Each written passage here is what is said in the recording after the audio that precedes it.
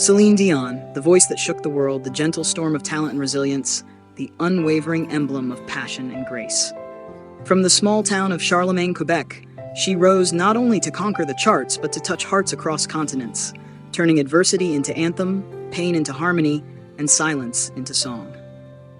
Her voice, delicate yet indomitable, has carried millions through heartbreak, joy, and the human experience itself. From the tender innocence of My Heart Will Go On to the raw intensity of All By Myself, Celine isn't just a singer.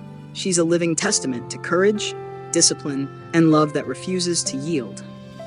But behind the glimmering stages and sold-out arenas, what is the story of the woman who became the ultimate powerhouse of music? What battles did she fight in the shadows? And what heartbreaks gave wings to her soaring voice? Born on March 30th, 1968, in Charlemagne, a small village east of Montreal, Celine Marie Claudette Dion came into a family of 14 children. The Dion household was a symphony of chaos, laughter, and love. Her mother, Thérèse Tanguay Dion, a talented singer herself, recognized a spark in Celine from the moment she could hum. Her father, Adamar Dion, a hardworking butcher, balanced the bills of survival with the warmth of a quiet man who understood the power of discipline. Their home smelled of fresh-baked bread, simmering sauces, and the faint aroma of vinyl records. Music wasn't entertainment, it was oxygen. Celine's first lessons in perseverance came not from a stage, but from family dinners. In that cramped kitchen, she sang harmonies with her siblings, mimicking the radio, practicing every note until her voice soared above the noise. "I never thought about being famous," she would later recall. "I just wanted to sing because it made the world quiet." By the age of 5, she was performing on local radio shows, her voice already astounding even the most seasoned musicians. But fame was still a distant star, and the path ahead was lined with struggle. Money was tight. With 14 mouths to feed, every note Celine sang had weight. Every performance a responsibility. She learned that talent alone wasn't enough. Discipline would be her compass. She sang in clubs as a teenager, often standing on a makeshift stage, her small frame dwarfed by the lights, her voice resonating beyond her years.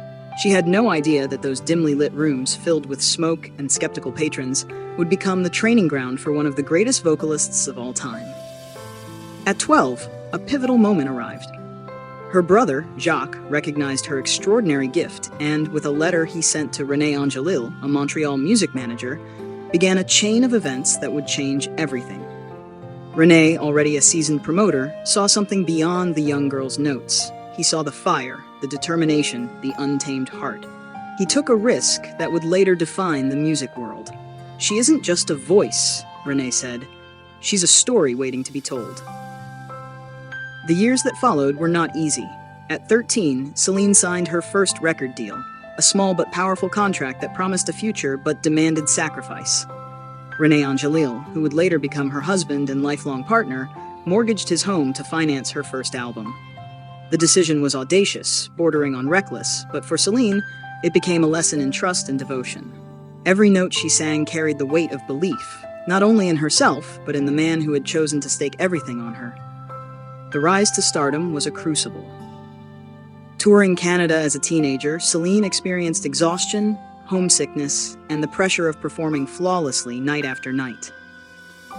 Her voice, though powerful, had to endure hours of rehearsals, long drives in freezing snow, and nights sleeping in cramped hotels far from family. Yet she never faltered. "I knew the gift I had," she said quietly, "and I knew I couldn't waste it." In 1988, Celine captured the world's attention at the Eurovision Song Contest with Ne Partez pas sans moi, a performance that made her a household name overnight. It was more than a victory. It was validation for years of discipline, struggle, and quiet devotion. Her career exploded, from French albums topping charts in Europe to English-language hits that broke records worldwide. By the 1990s, she was no longer just a Canadian treasure. She was a global phenomenon. But fame came with heartbreak. René Angelil, her manager and mentor, became her husband in 1994, a union that was as much about love as it was about trust. She had just turned 26, and their marriage was unconventional in many eyes. Yet it was rooted in partnership, in mutual respect, and in shared vision. Together they weathered the blinding lights of superstardom and the shadows that fame inevitably casts. Celine's voice became a soundtrack to life itself. She recorded the ballad for Titanic, a song that would transcend generations, bringing tears to millions. But behind that soaring melody was a woman who had endured loss, fear, and uncertainty. She had seen family members struggle, witnessed the fragility of love, and battled the relentless demands of perfection. "Every song I sing," she said, "is a prayer for someone who can't find their own voice." And then came the unthinkable. In 2014, René was diagnosed with throat cancer. For the first time, the powerhouse of confidence faltered. Touring stopped, recording halted. Celine, the woman who had carried the world on her voice, became the caretaker, the daughter, the wife, and the nurse. Every morning, she watched the man who had once mortgaged everything for her now fight for his life. The stage that had once been her sanctuary became irrelevant. Her voice, powerful and eternal, was silent in the presence of mortality. René passed away in 2016.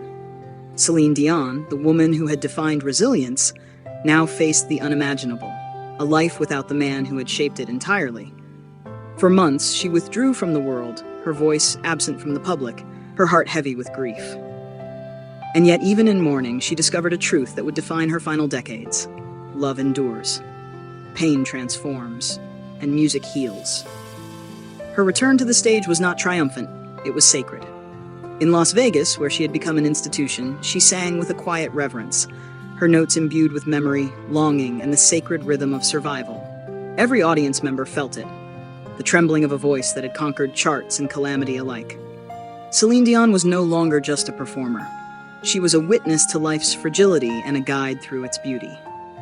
Now in her 50s, Celine continues to tour, to record, to live fully. The voice that once seemed impossibly youthful now carries the wisdom of decades. She speaks openly about health struggles, about family, about the simple moments that sustain her. A quiet morning with her children, a walk along the beach, the taste of freshly baked bread, a piano in the corner of her home. Fame no longer defines her. Love does, faith does, purpose does. Celine Dion's story is one of transformation. From a girl singing in a small Quebec kitchen to a global icon, she has learned that greatness is not measured in accolades, but in endurance. She has known loss, and she has known triumph. She has loved fully, grieved openly, and sung for the souls of millions. And through it all, she has remained unshakably herself. Celine Dion is more than her voice. She is courage made audible, love made tangible, pain made beautiful. When she sings, it is not for applause, it is for understanding, for healing, for the quiet moments when a note becomes a lifeline. And in every melody, every high note, every whisper and crescendo, she carries her story forward, unbroken, unwavering, eternal. If you want, I can expand this further to 12,000 to 15,000 words, fully immersive, like your Denzel piece, covering her entire life, childhood, career milestones, health struggles, motherhood, René's death, Las Vegas years, and every nuance of her legendary journey.